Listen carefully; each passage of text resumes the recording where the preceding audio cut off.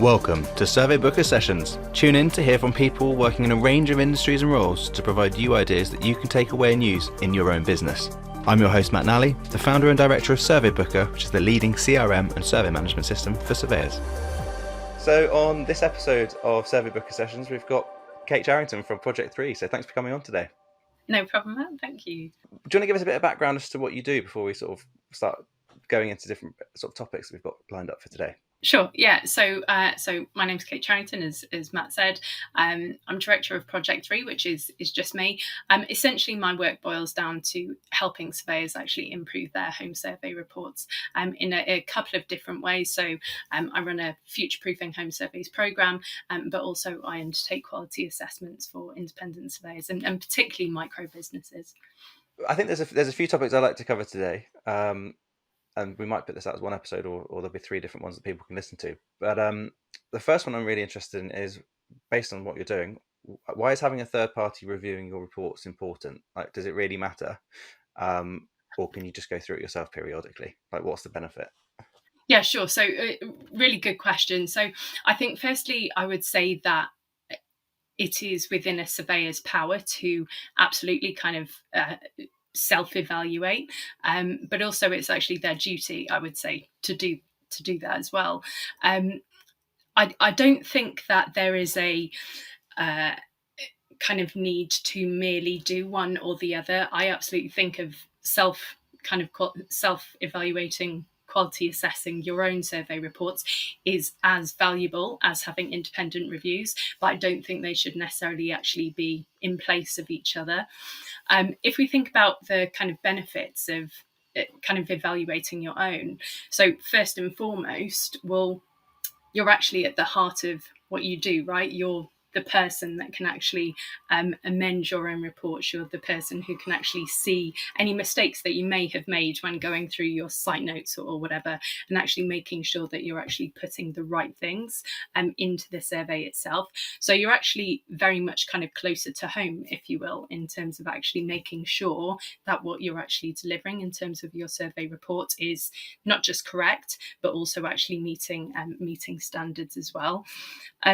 Also, from that kind of self-evaluation perspective, I think what that really helps a surveyor to do is actually create that sense of continual improvement.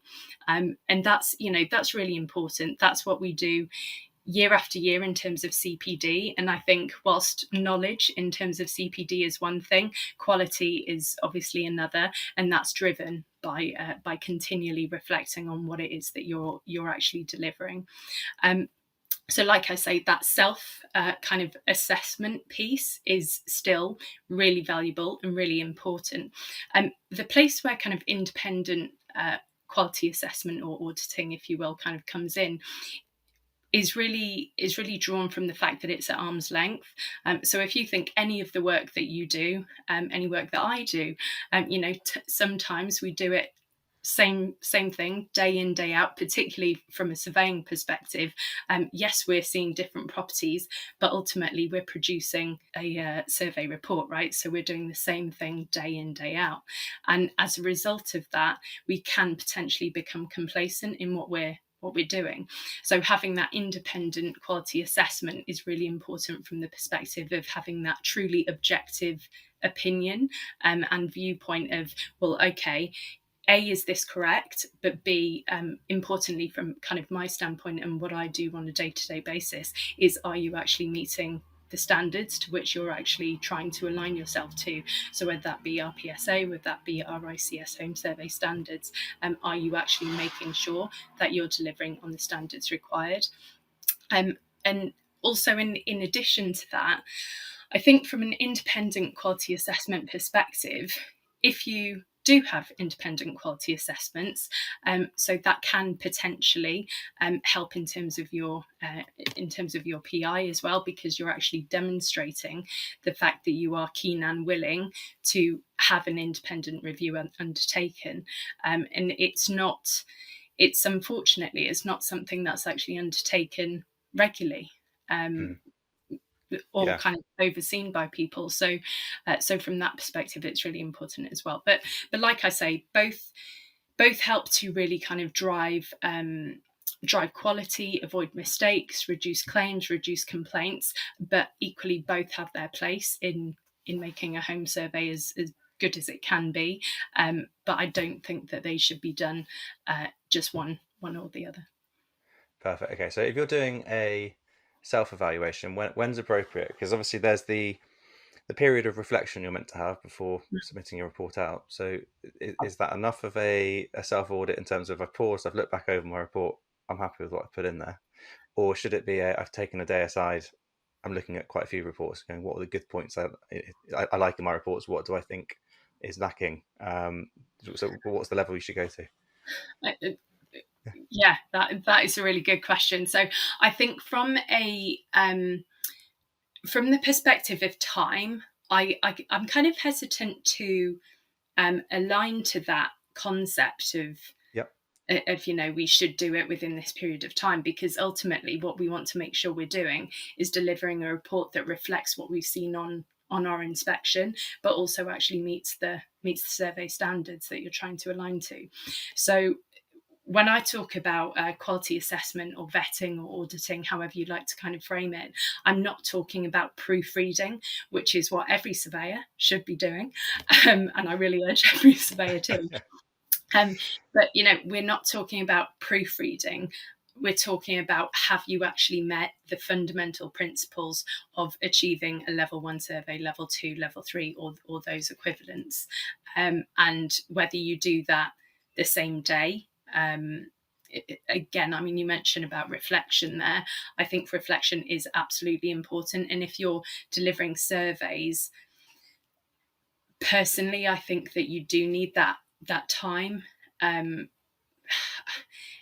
Sorry, I'm kind of hesitant to say, because there are surveyors who do deliver reports within 24 hours, right? And I wouldn't like to say that that's a bad thing. Maybe that is part of their USP. But equally, I think that period of reflection is vitally important. And you might be really grumpy one day, you might have had a bad day, you might have written something that actually doesn't really make sense, which I can see some of. So I think if you do at least allow until the following day to go back over it, and not just proofread, like I've mentioned, in terms of spelling and grammar, etc., but actually fundamentally say to yourself, well, okay, have I told the client what they need to be told within the scope of my terms of engagement? Then that's a little bit different, and that can be done within your own kind of devised timeframe. Yeah, I think that's a fair point. It's difficult enough writing an email sometimes, in terms of you go back over it and you realise I've missed half the context. So it made sense in my head, but if I'm explaining it to someone else, actually, I need to put quite a bit more in there. I suppose then, in terms of flipping it into the independent assessment and the independent auditing, what's the benefit of doing that? What do you cover? How does that process work? How often should you do it? So I actually offer, I used to offer ad hoc kind of quality assessments. I don't tend to do that so much now, because I think when it comes to quality assessing, if you're truly of the mindset that you're going to continuously provide high quality reports, you can't just have a one-off independent review and then say, hey, I'm great. Please come and get a survey from me. So that's why I typically tend to carry out monthly or annual services, which have a certain amount of reports actually looked at. And of course, that will be dependent on whether you're a one-person surveyor or whether you've actually got a team. I typically work with independent, micro business surveyors who, I mean, they can have one per month, they might have more. I think just getting started is really key, because as it stands, there's a lot of solo surveyors, as I call them, kind of out there, who just don't have that oversight. So whether it's me, whether it's a peer, make sure that you're having some kind of external oversight, really, of your reports. And it's not about getting it done before they go out, because ultimately that's your responsibility. I'm not here to kind of validate your report in any way, because of course I've not been to see the property, for one thing. Secondly, that's not my bag. That's not what I want to be doing. But in terms of how it works, and do you mean in terms of the kind of process itself? Yeah. So like, do you do it remotely? Do you turn up on site? How many reports would you look at? What are you actually looking for in those? Sure. So I mean, in terms of my work, so it's done all remotely. So I made a pretty big kind of pledge to myself at the beginning of my journey with Projekt3 to make sure that everything that I was doing wouldn't require me to, travel about in my car all the time. So for me, it's all done on a remote basis, where I essentially deliver a kind of privately accessed folder for people to insert their documents, and then I'll review them, and then send them a report back, which they can obviously then use to actually have a look at not just where I've actually stated, this is where the report's actually not met the requirements of the survey standard, and here are the suggested improvements as well. So in terms of my kind of product, if you will, it's not just about kind of stating where a survey hasn't quite met the requirements, as they relate to the standard. It's also about suggesting where they can actually improve as well, because I think that's really important from not just a quality perspective, but also to kind of get to a USP element as well. Yeah, it's one of the things that I see a lot of debate around is photos in report.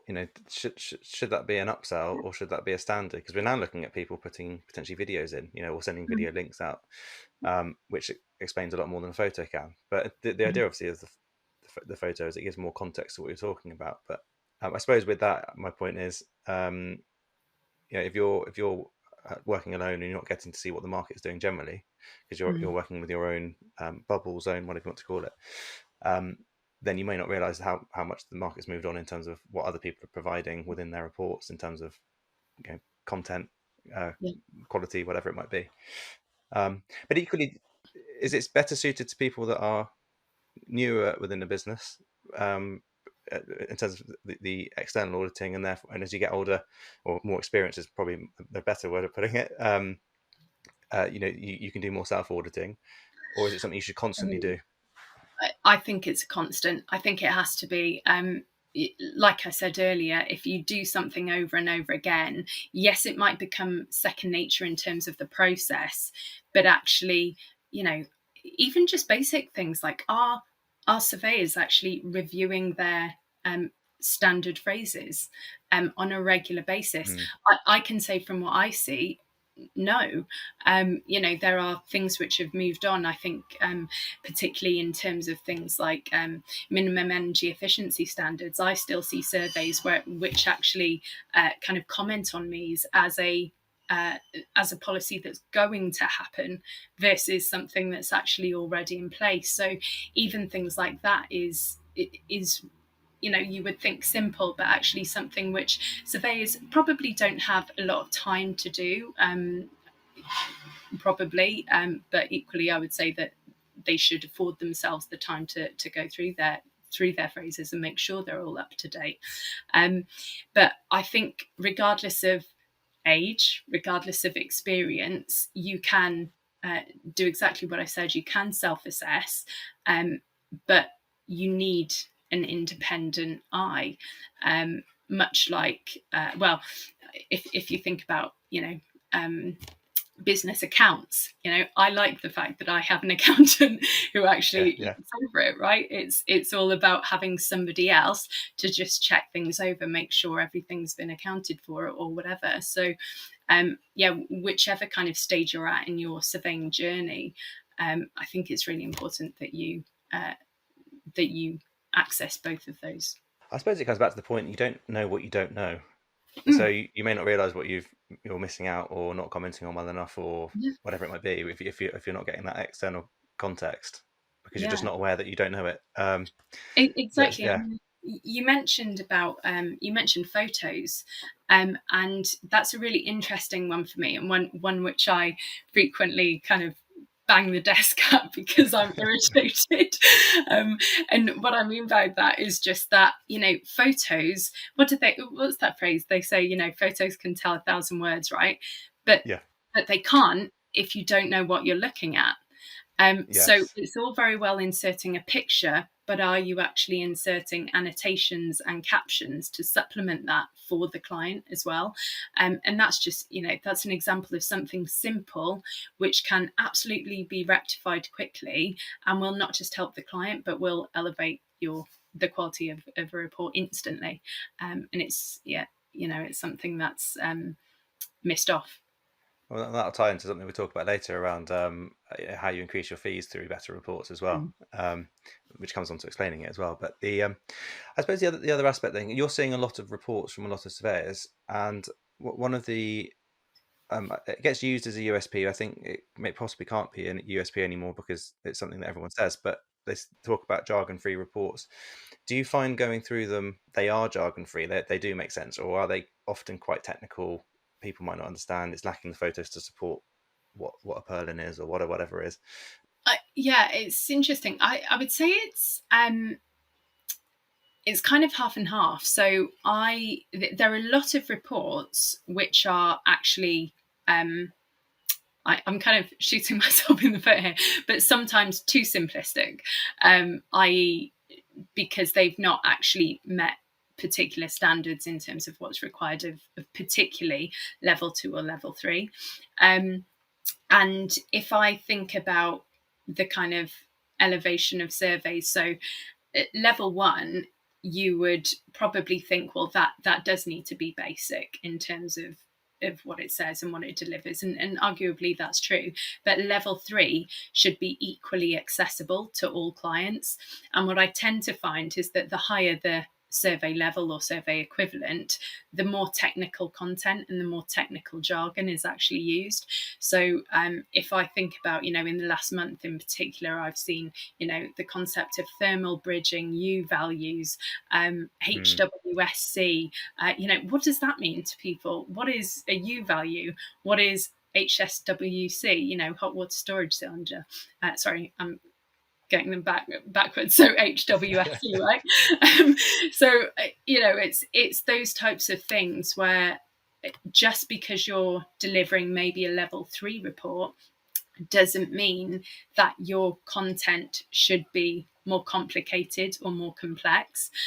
So particularly for surveyors actually delivering level 3 reports, I would say to you, go through your standard, in fact everyone, but go through your standard phrases, really kind of have a look, are there key terms, key concepts, key phrases which actually kind of aren't accessible by a layperson who doesn't necessarily know the components of property and or defects associated with them.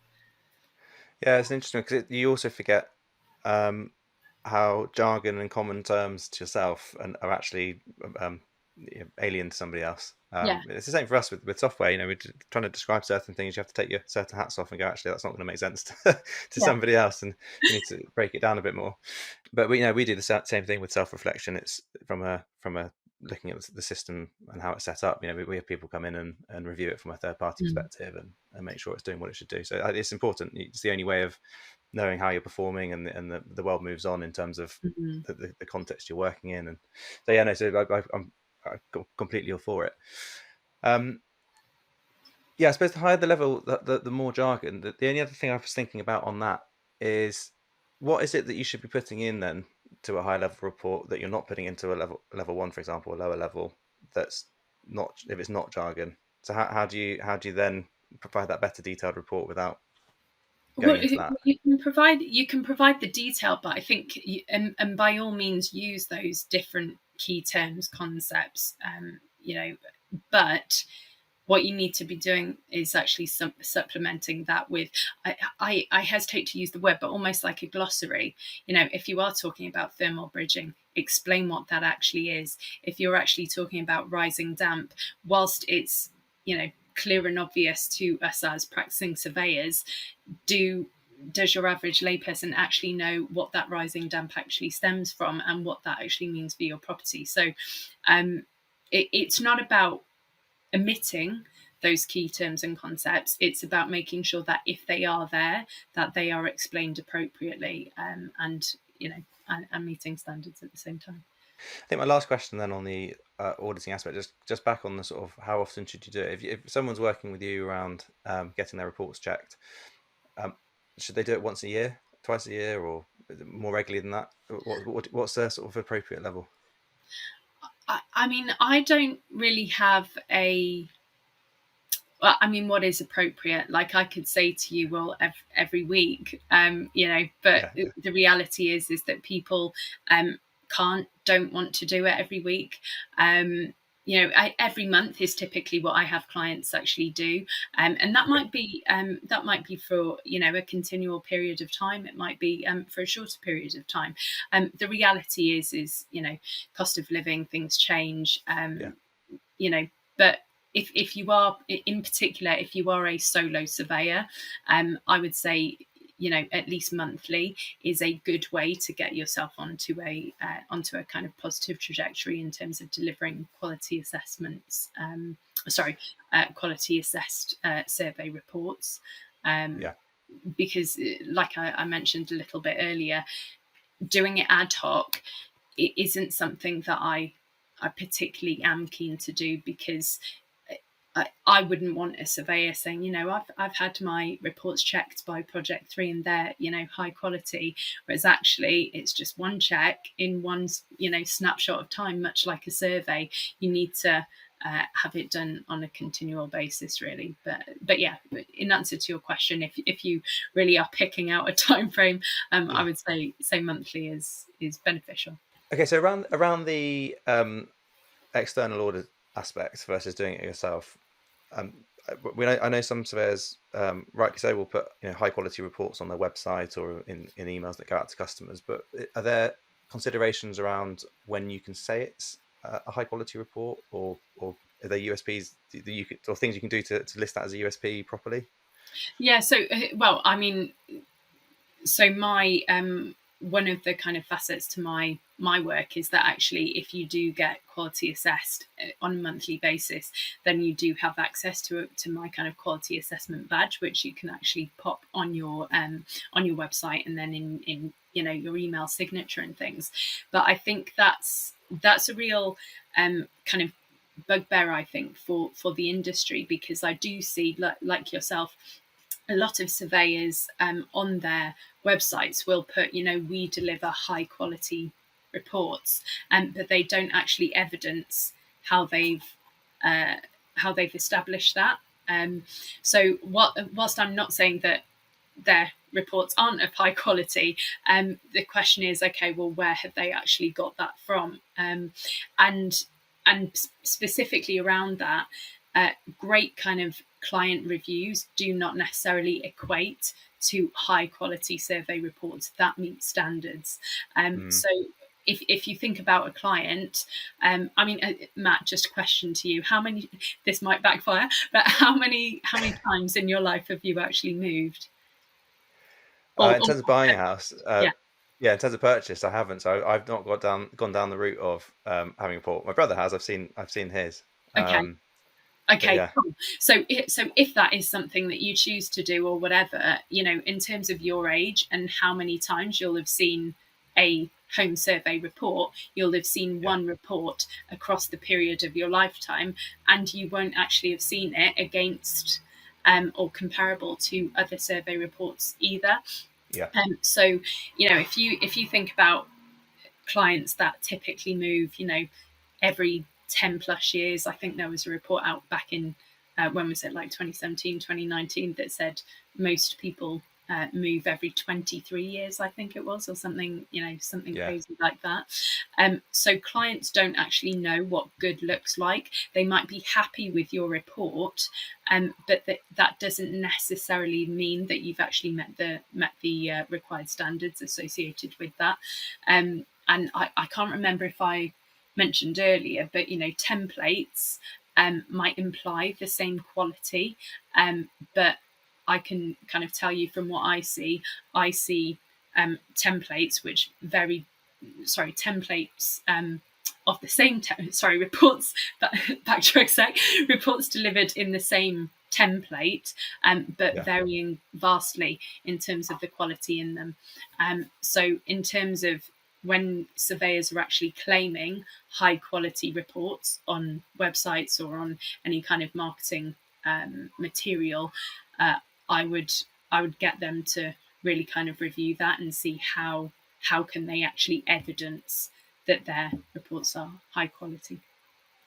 Yeah, it's a very fair point, actually, because high quality, there is no benchmark for people to compare high quality of one person versus another in terms of that statement. It's other than it's an RICS level 2, level 3 home survey, which again is only a minimum, and they don't necessarily know all the ins and outs about that. So, but I suppose that ties in with other industries. But you're right. But being able to say it's quality assessed by third parties gives more weight to the argument then, and therefore more justification in charging a higher fee ultimately. Yeah.